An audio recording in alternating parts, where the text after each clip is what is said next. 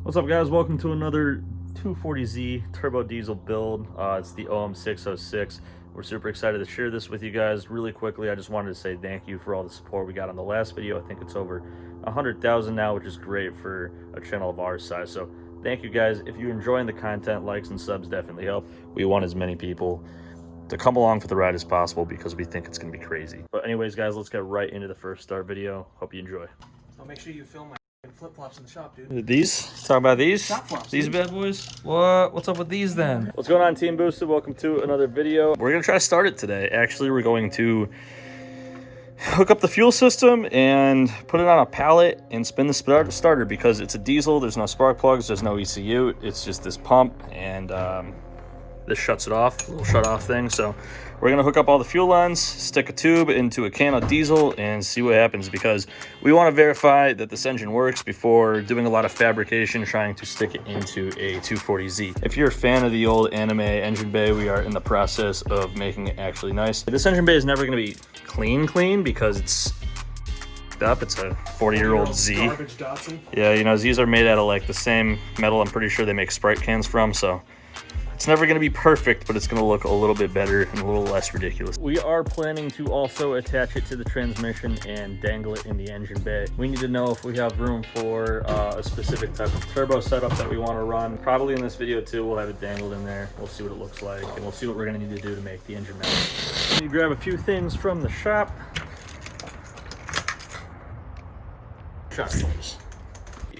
For everyone new, we do also have a shop. There's just a lot going on here, so we're doing the turbo diesel build at my house.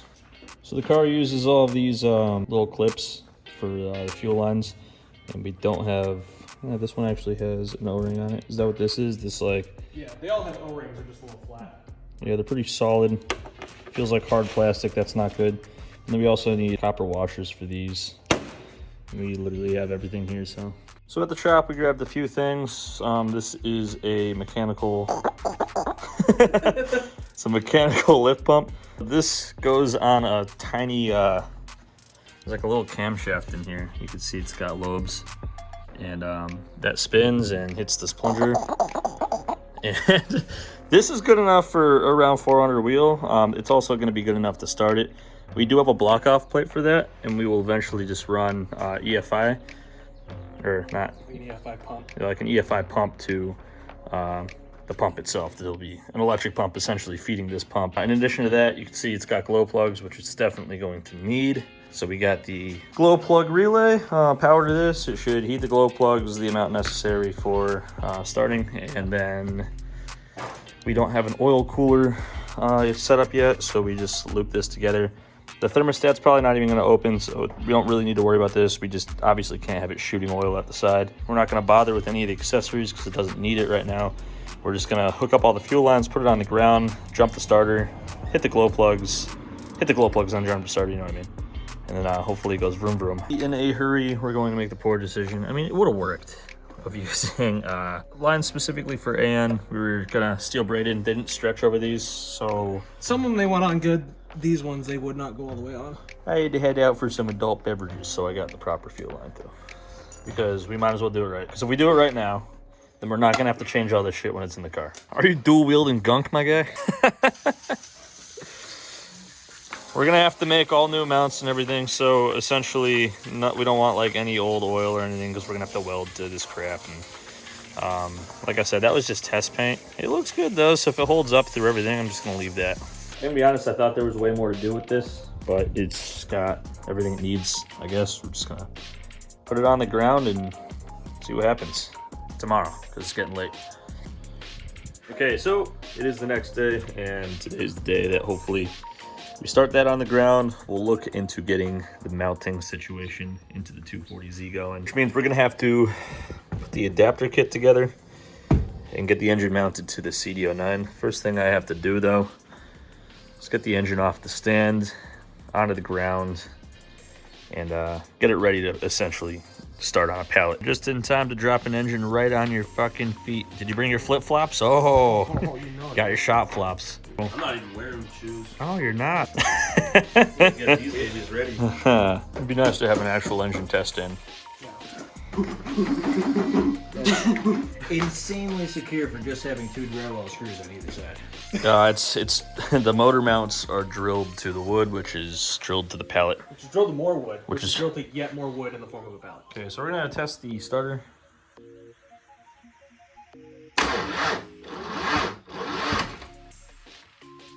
Is that cable smoking?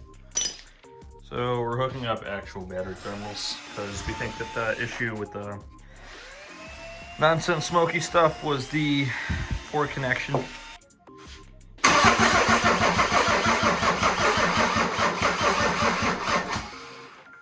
Batteries are garbage. $230 worth of battery later.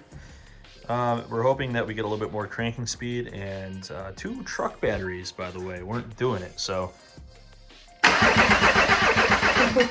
Yeah. That works pretty good.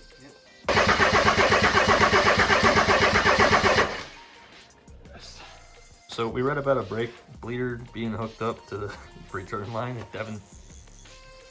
Any diesels yet there, bud? You really want to know what diesel tastes like? I've already got diesel run out before. Back to them blow plugs.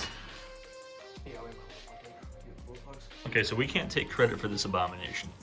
The gentleman that sold us the engine, this is his solution. We forgot that we had it. It's a bunch of spade connectors. And you just literally hook the glow plug straight up to the battery. What are we gonna hit it for like 10 seconds? You And can try like 5 and then just try it, and if it doesn't start, we'll try it for 10. Whew. Try it again. Commit. gotta commit.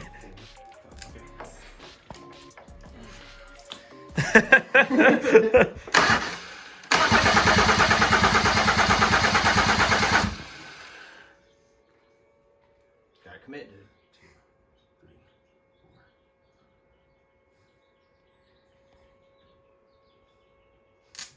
4. It's scary, dude.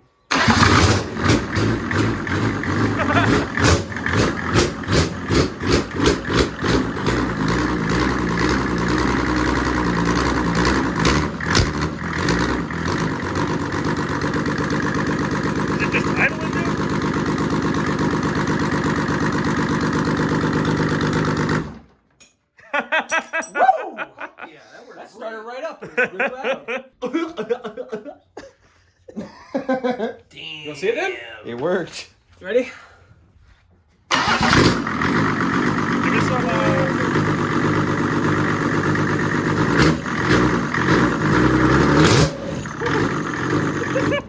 Woo! Yo, that was almost no throttle too. That thing's beefy.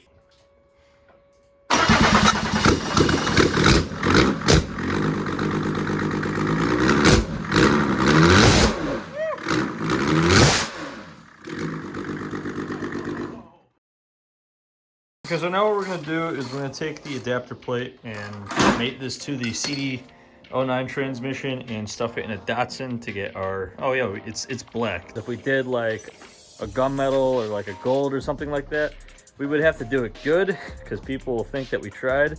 But if it's black, it's ignorable. And it didn't come out too bad actually for a rattle can job. But yeah, so it's black now. Anyways, that'll add some nice contrast to this motor. Not covered with hentai stickers. It's not, we're taking this one more seriously. But we'll get our first look at what this might look like in the Datsun with the sump in the right spot. Because last time we did this, it was hitting the cross member, which was the problem. This is such a chunky drivetrain that and the throttle response that it had and the torque that it feels like it has, we're afraid that the Datsun might not have the structural integrity necessary to not completely just twist itself like a churro. Oh, there it goes. Yep.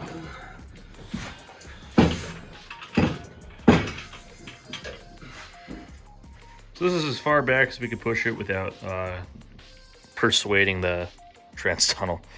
Yeah. It's looking like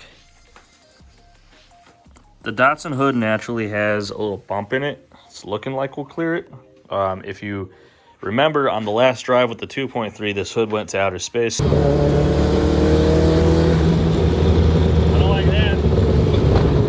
So if we have to get our composite going and, you know, make our own little bubble, We'll do that. We're not gonna cut a fucking hole in the hood and let the engine stick out. That's lazy and it looks like shit. Datsun competition hood scoop is like a little extension of the stock hood.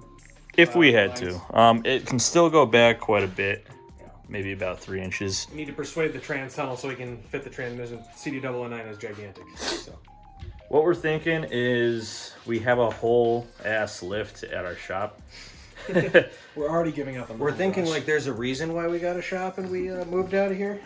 We will bring it back if we do go to the shop. I don't really think like anybody but 3 people care if we're in here most of the time or at the shop. Next video, this will be mounted. That's the next step. We are probably going to drop the whole suspension rack about 1/2 of an inch. What kind of people do that? What car is that? 8.6 people, like Toyota 8.6s. Right now, I think the hot ticket is going to be probably cutting the steering rack mounts off and probably moving the whole steering rack, like rotating them down a little bit. But right now, it's sitting fully on the steering rack, and that strap, we have about 3/4 of an inch of clearance to the crossmember. So if we can do that, we should be able to adjust for it at the outers with some line joints at some point. It's got to scoot this way a little bit. It's a little bit too tilted that way, so it's going to rotate. Yeah, it's sitting up. It's sitting a little bit up on that driver's side. But it'll fit fine.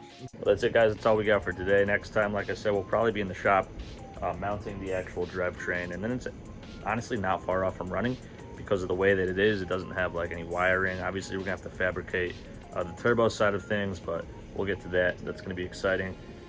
You can support us by checking out Boosted Shades, boostedshades.com. Normally we do giveaways, but we're running a little bit short on time today, so we'll do 2 next video. I'll leave you guys with a question though. This one's kind of relevant to this video. Do you guys prefer home builds, like in people's houses, small time, little garage builds? Or do you like channels that have big shops with big equipment like lifts? Me personally, if I'm watching, I tend to go towards the side of the home build because it's more realistic and people can relate more to a couple of dudes, you know, wrenching on something on jack stands, and it could be a little bit out of touch to have like a full fabrication shop. So in my opinion, I like the home builds a little bit more. We're obviously going to use what we have. We'll try to keep the build in the garage as much as possible, but I do want to know what's your opinion on that, and that's going to do it for this one. Thank you guys for watching. We enjoy making the content, and I hope you guys enjoy watching it.